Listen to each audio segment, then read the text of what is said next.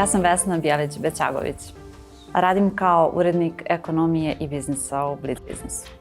2,5 godine već. Moj posao je da pišem teme, uređujem članke iz oblasti biznisa i ekonomije. Trudimo se da kompleksne ekonomske procese prevedemo u reči običnog čoveka, da vidimo šta to za nas znači na kraju dana, da nešto uštedimo, ali i kako možemo da uložimo svoj novac. Neko bi rekao da su ekonomije, da su to samo cifre, međutim, nije toliko dosadno uopšte, to je zapravo možda i najlepša rubrika. U Blicu najviše volim kod rada to što nijedan dan nije isti, volim tu brzinu, volim konkretno rešenje u smislu da rešimo svakodnevno neki rebus, pružimo informaciju, ali na kraju da inspekcija zaista izađe na teren, da nekom umenimo račun za struju i možda i tu tremu pozitivnu koju još osjećam.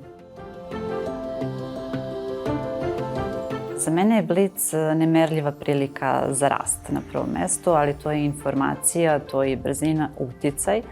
Jednom su mi na name tagu, odnosno na akreditaciji napisali institucija i mislim da to nije slučajno, tako da institucija.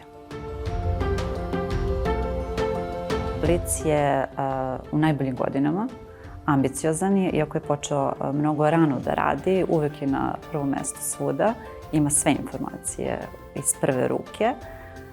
Moguće da je, pa rekla bih da nosi AI naučare. Žene koje su svesne svoje vrednosti i ne pregovaraju o njoj. Za mene su žene inženjerke, žene u STEM naukama. Srbije ih ima sve više. To su dame koje su svuda, prave dalekovode, ulaze u rudnike, grade zgrade, uvek su doterane, često su mame i mislim da savršeno balansiraju nekoliko uloga svojih.